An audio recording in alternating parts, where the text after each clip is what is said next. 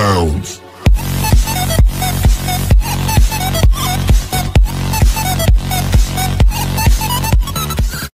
Assalamualaikum warahmatullahi wabarakatuh. Bertemu lagi dengan Ais Channel. Pada video kali ini saya akan memberikan tutorial cara membuat halaman pemberitahuan otomatis untuk klien PPPoE, klien static LAN, dan juga untuk klien hotspot. Nah, sebelumnya saya sudah pernah membuat tutorial, yaitu membuat pemberian otomatis melalui halaman login hotspot MikroTik part 1 dan part 2.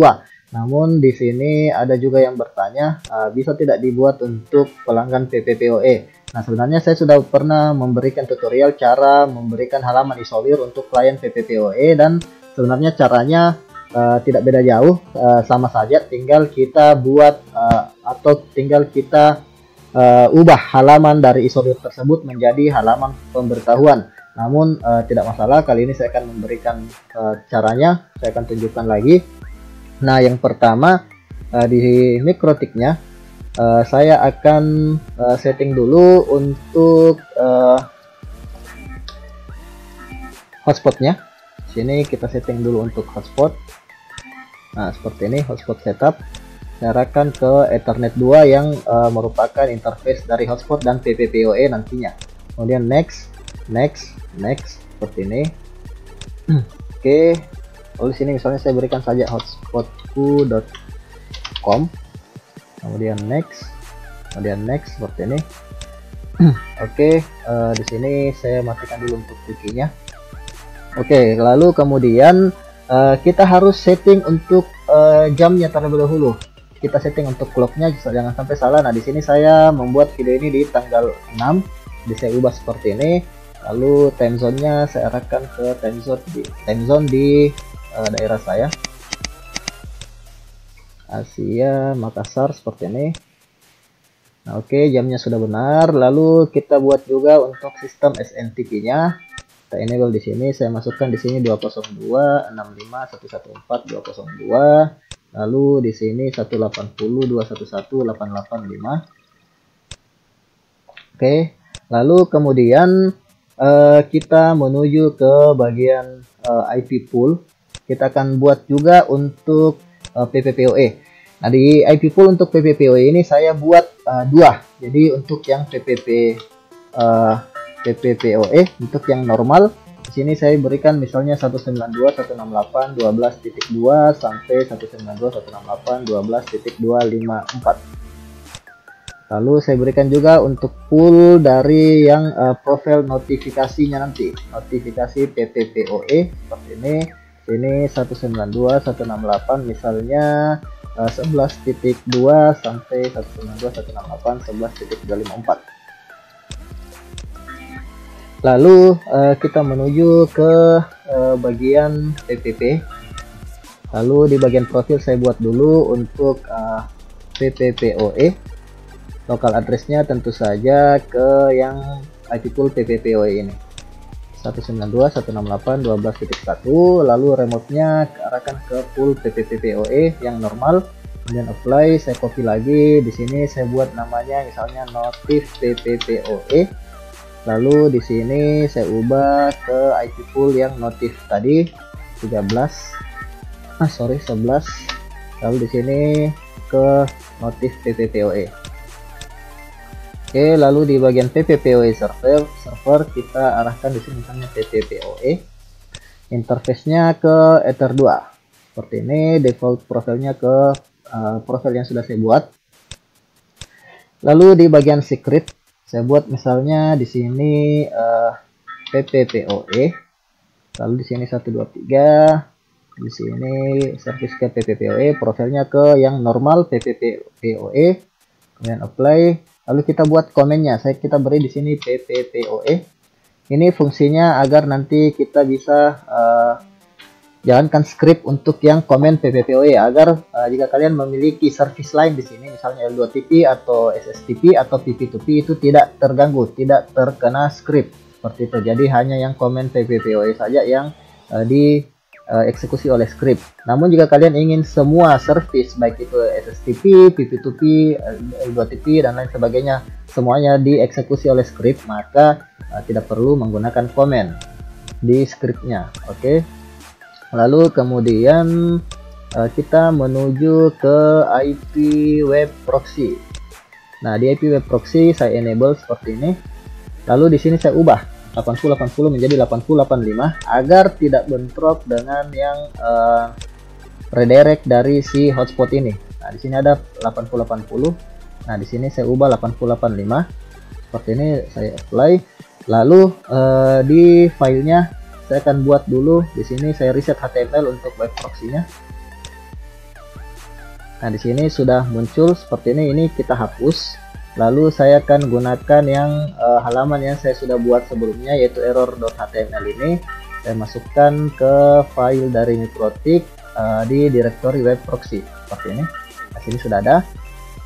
Oke, lalu kemudian kita menuju ke bagian akses.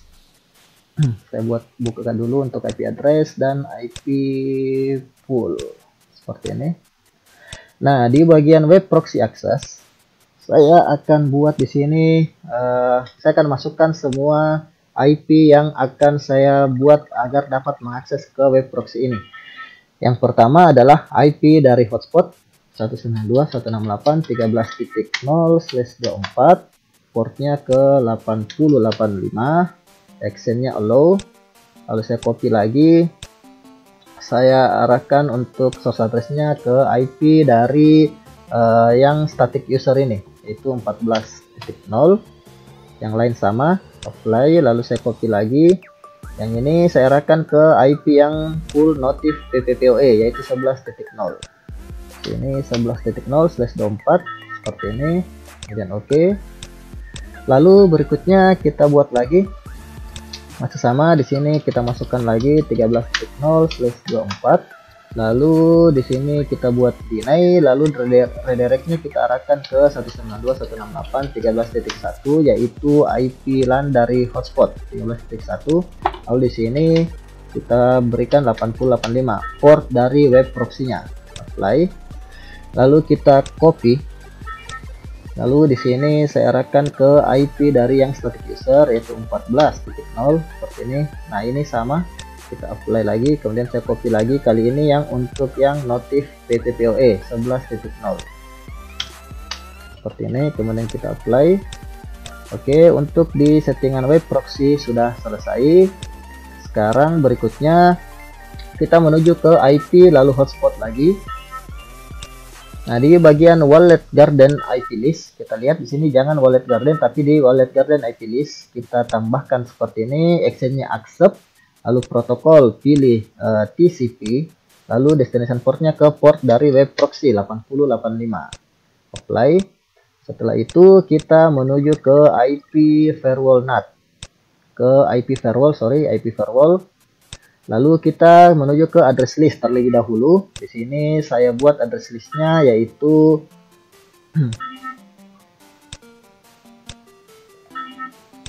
ke IP hotspot, IP static user, dan IP notif PPPoE. Di sini misalnya saya berikan saja lokal seperti ini. Lalu 192.168.13.0/24. Apply, copy lagi, kita ubah di sini ke 14.0 untuk yang static user. Apply, copy lagi, di sini saya ubah ke yang IP pool dari notif PPPoE, di sini 11.0. Apply. Oke, lalu kita menuju ke bagian NAT.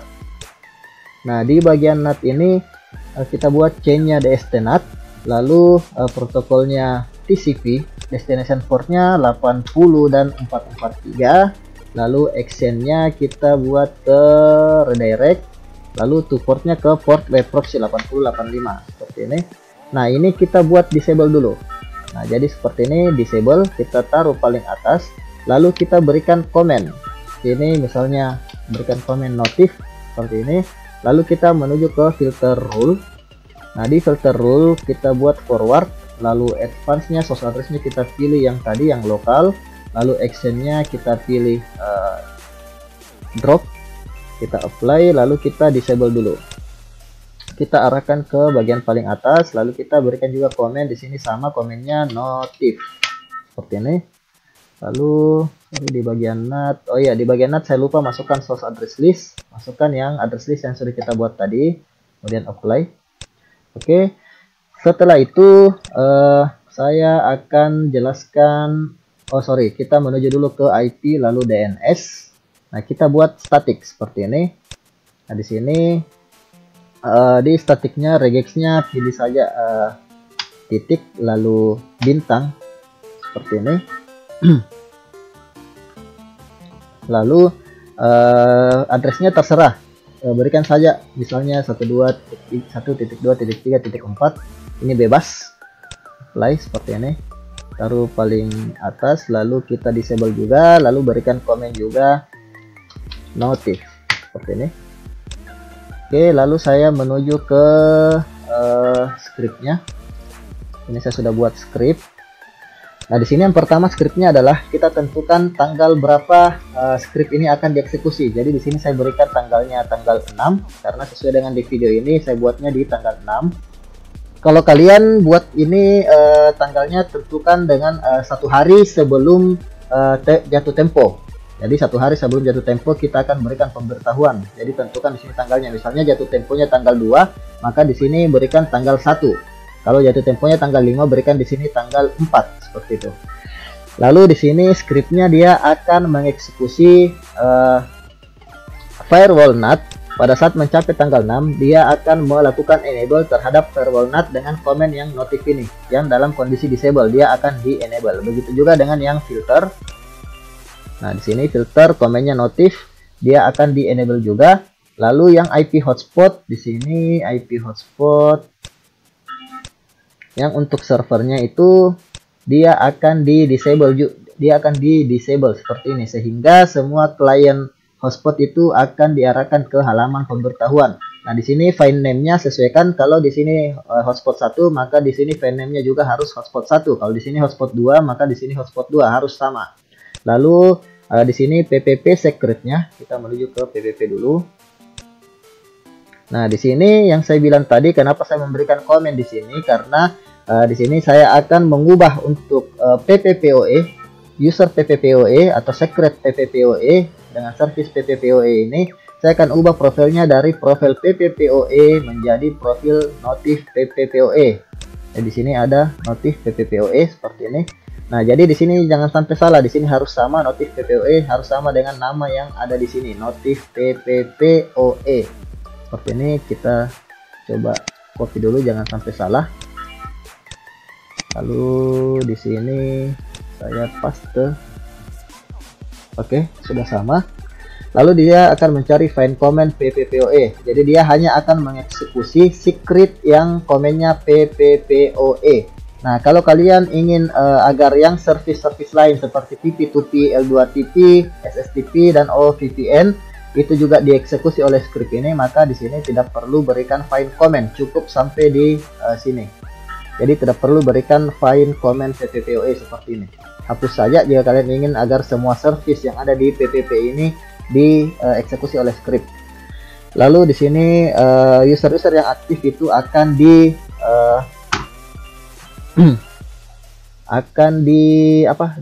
remove agar si user PPPoE itu akan kembali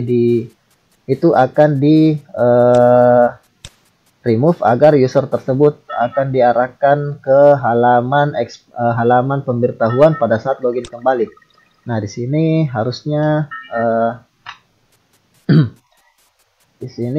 tidak perlu diberikan. Oh ya, di sini harusnya find comment PPPoE, harusnya PPPoE huruf kecil karena sesuai dengan komen yang di sini. Lalu IP DNS static enable. Jadi IP DNS static yang kita buat tadi itu juga akan di enable. Yang ini posisinya disable itu akan di enable sesuai dengan yang komennya notif. Seperti ini. Di sini ada komen notif. Lalu di sini saya berikan delay 60 detik. Jadi di sini delay maksudnya adalah 60 detik ini 1 menit. Jadi halaman pemberitahuan ini hanya akan muncul selama 1 menit. Lalu setelah 1 menit maka di sini akan dinormalkan kembali. Jadi yang tadinya firewall NAT-nya di enable itu akan disable, filter rule-nya yang enable akan disable juga. Lalu profil dari PPPoE itu akan dikembalikan, lalu akan di remove lagi usernya untuk login kembali dan akan normal kembali. Di sini saya buat harusnya PPPoE huruf kecil. Lalu hotspotnya itu akan di enable kembali. DNS statiknya juga akan di disable kembali seperti ini. Oke. Nah, untuk delaynya terserah kalian ingin berikan berapa lama agar halaman tersebut tampil. Mau 60 detik. Kalau misalnya 5 menit berarti di sini harusnya 300 detik seperti itu. Jadi 60 kali 5 itu adalah 300 detik seperti itu. Jadi tergantung kalian. Kalau ini sesuai dengan yang kalian inginkan saja untuk delaynya. Oke. Lalu di sini saya menuju dulu ke bagian sistem scheduler. Bentar, saya close dulu agar tidak mengganggu. Oke, kita menuju ke sistem lalu scheduler. Nah, di sini misalnya saya berikan saja namanya notifikasi. Di sini tentu saja tanggal 6 saya mulainya, lalu start time-nya misalnya tengah malam 00.00.01. Lalu intervalnya ya ini tergantung kalian. Jika kalian ingin agar script ini di tanggal 6 misalnya, di tanggal 6 ingin agar script ini berjalan di setiap 30 detik 30 menit sekali atau setiap 6 jam sekali, maka di sini misalnya berikan saja 6. Seperti ini 6 jam. Jadi setiap 6 jam script ini akan dieksekusi dan akan muncul halaman notifikasi tersebut di tanggal 6 ini. Selama mulai apa ya? Setiap 6 jam sekali. Jadi misalnya di sini kita mulai 00.00.01 berarti di jam berikutnya yaitu di jam 06.00.01 itu akan muncul lagi halaman ini. Kemudian di jam 12 siang lewat 1 detik itu akan muncul lagi halamannya. Jadi seperti itu. Jadi tergantung kalian ingin berikan intervalnya berapa di sini. Lalu sini saya copy. Ini saya paste seperti ini. Kemudian saya apply, tapi saya disable dulu yang ini. Oke. Lalu saya menuju ke kliennya. Di sini kita akan melakukan pengetesan untuk hotspot terlebih dahulu.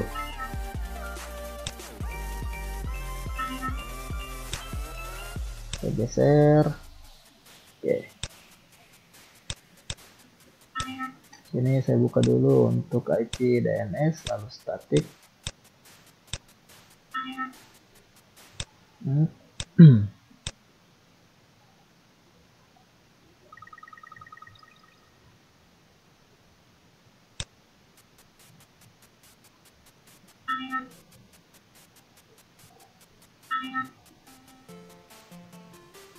Saya enable dulu. Oke.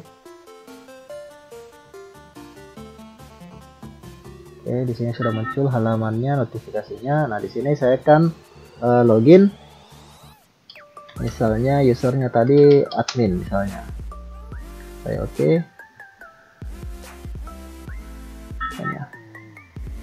Oke, lalu saya buka saja untuk Chrome.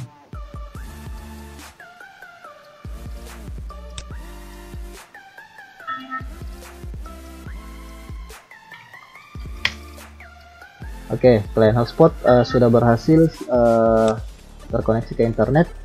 Lalu di sini misalnya saya jalankan. Nah, di sini saya perlihatkan agar tidak terlalu lama menunggu. Saya misalnya berikan intervalnya 5 detik, misalnya seperti ini. Saya apply. Nah, di sini saya belum enable. Begitu saya enable dan mencapai di waktu 5 detik, maka di sini NAT-nya akan enable, server hotspot akan di disable, lalu DNS-nya akan enable. Nah, di sini saya coba enable 1 2 3 4 5. Tunggu. Oke, sini sudah selesai. Di sini sudah enable, hotspot disable, di sini juga enable untuk DNS statiknya. Kita coba sini. Misalnya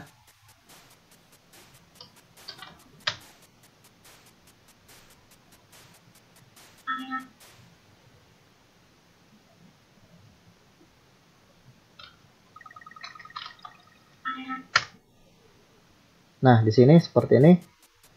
Kalau Chrome memang agak susah, di sini tidak mau muncul karena kalau Chrome itu dia larinya ke HTTPS.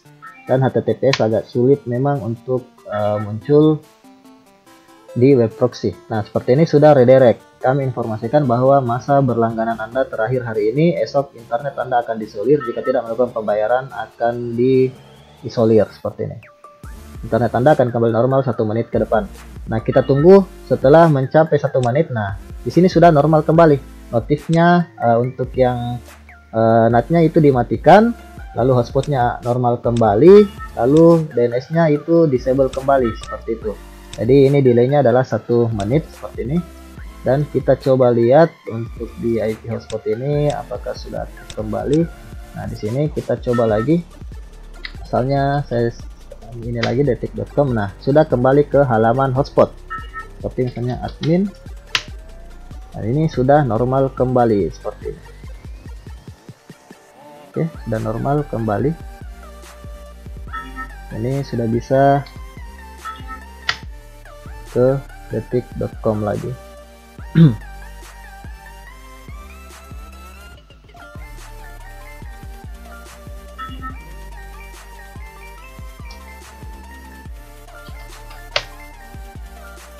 Kenapa?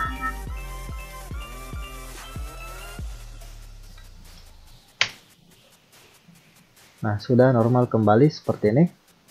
Nah, itu tadi untuk yang klien hotspot. Nah, sekarang kita coba sini saya misalnya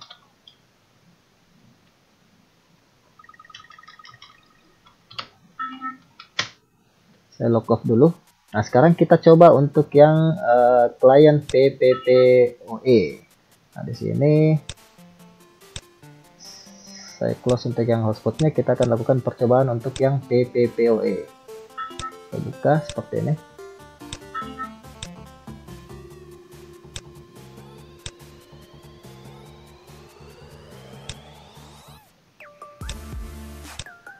Oke.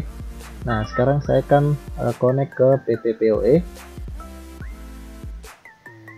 Oke, di sini 1 2 3 dan connect. Oke, sini sudah terkoneksi untuk PPPoE. Nah, setelah saya connect PPPoE, kita coba lihat di sini. Oke, sudah berhasil seperti ini.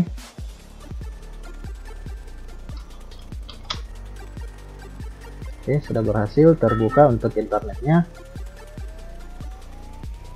Nah, sekarang kita coba jalankan lagi untuk scriptnya. Dan kalian lihat di sini NAT-nya akan aktif kembali, DNS juga akan aktif kembali, lalu hotspot akan mati, lalu di sini PPPoE-nya akan diubah profilnya ke notif PPPoE ini, dan si user akan di kill untuk PPPoE-nya dan harus login, harus dial kembali. Nah, di sini saya coba geser dulu. Oke, di sini saya coba jalankan untuk notifikasi ini. Nah, delaynya saya misalnya buat agar lebih lama. Seperti ini saya buat agar lebih lama delaynya. Nah, di sini saya coba enable.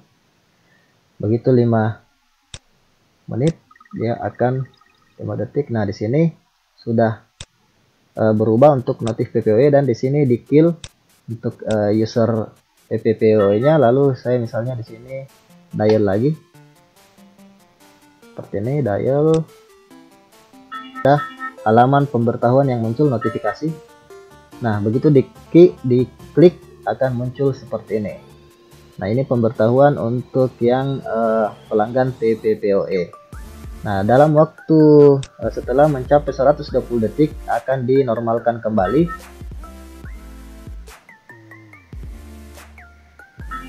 Dan kita bisa lihat klien juga terputus dari internet seperti ini. Oke. Nah, di sini sudah normal kembali dan klien harus dial kembali untuk PPPoE-nya. Nah, misalnya di sini saya dial lagi.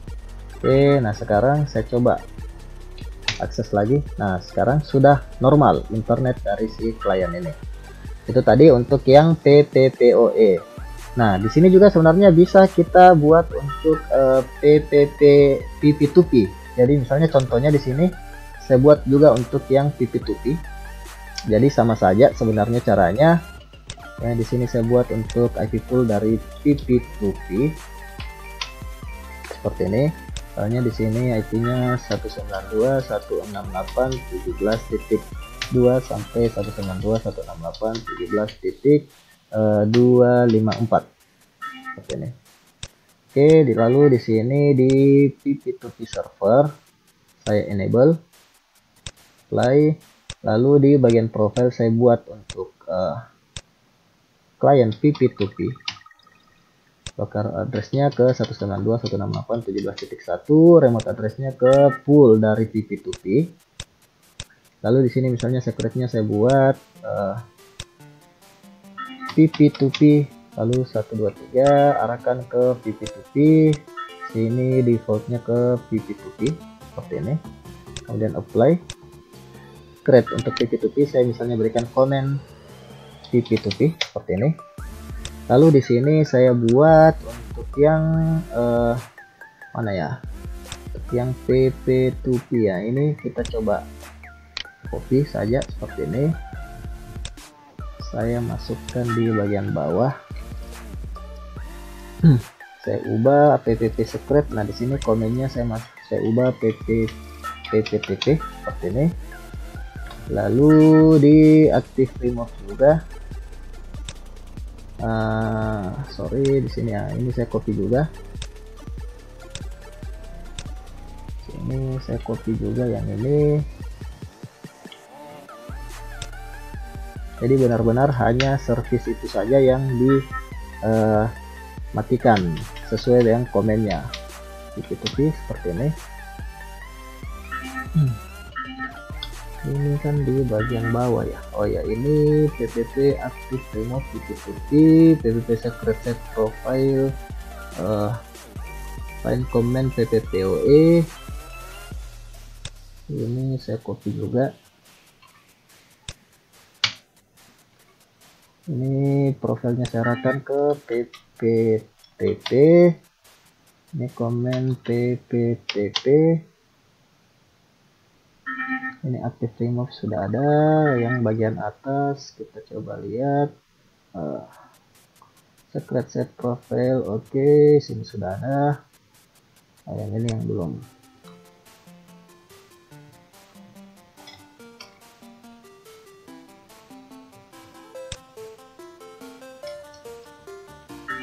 Ini komennya juga PPTP, dan kita apply.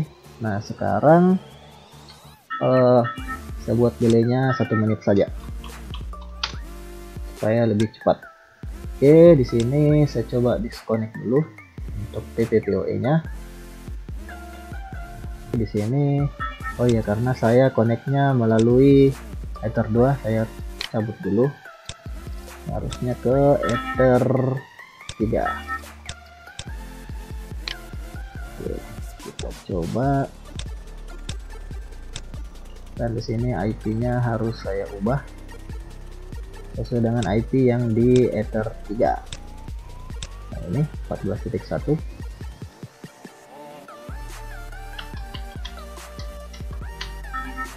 14.10 misalnya. Oke,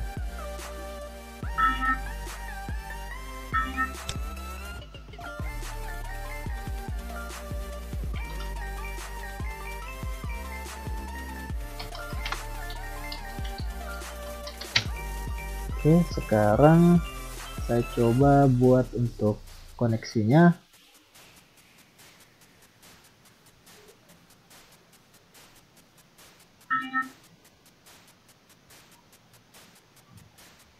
Di sini saya masukkan 192.168.14.1, PPTP 123. Nah, oke. Ini sudah ada, saya coba connect. Sini 123.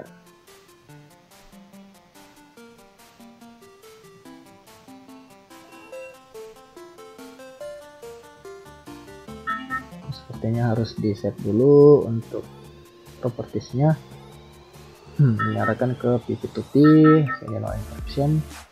Oke, sekarang kita connect lagi.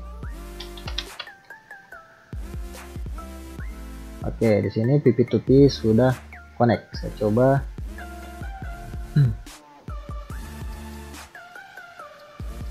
Ini sudah terkoneksi. Nah, sudah terkoneksi seperti ini. Nah, sekarang kita jalankan scriptnya, dan kita akan lihat user PP2P ini akan berubah profilnya ke notif PPPoE ini. Saya coba jalankan, saya apply dulu, lalu enable. 1, 2, 3, 4, 5. Nah, seperti ini sudah berjalan, sudah pindah, dan di sini saya harus login kembali karena sudah di kill. 1, 2, 3, saya coba connect. Oke, seperti ini.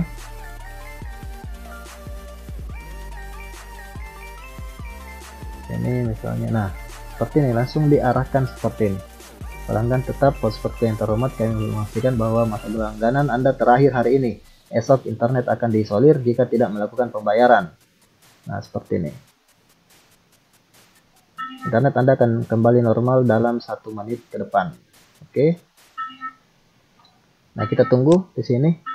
Nah, di sini sudah kita tunggu normal kembali di sini. Setelah 60 detik kita tunggu, di sini akan dinormalkan lagi.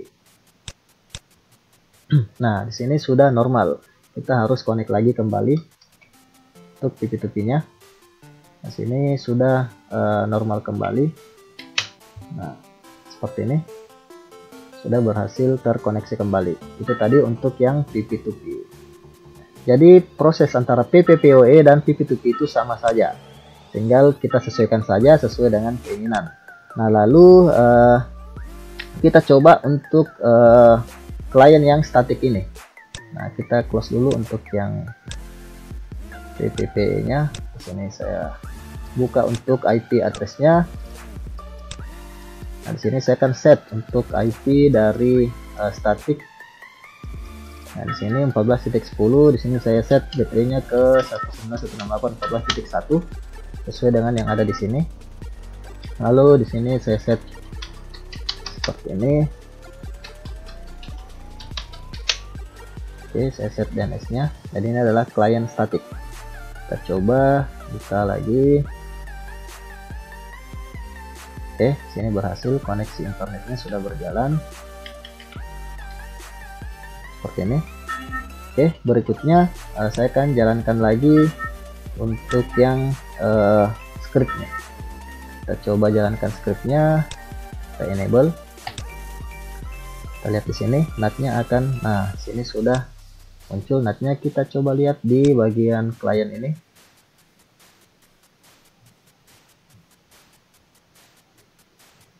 Nah, seperti ini muncul halaman pemberitahuan. Jadi untuk user statik pun bisa kita berikan halaman pemberitahuan seperti ini. Oke. Jadi seperti itu tadi cara untuk membuat pemberitahuan pada klien PPPoE, klien hotspot, dan juga klien statik. Nah, untuk yang klien hotspot itu berlaku untuk yang binding dan non binding. Jadi semuanya berlaku, termasuk untuk klien yang binding. Jadi jangan ada yang bertanya lagi apakah klien binding juga bisa. Ini juga bisa karena hanya berdasarkan networknya saja yang kita masukkan ke web proxy tadi. Oke. Jadi demikian tadi tutorial dari S-Channel. Jika kalian suka dengan video ini, jangan lupa untuk klik like, comment, share, subscribe, serta nyalakan lonceng notifikasinya untuk mendapatkan tutorial terbaru dari S-Channel. S-Channel pamit. Assalamualaikum warahmatullahi wabarakatuh.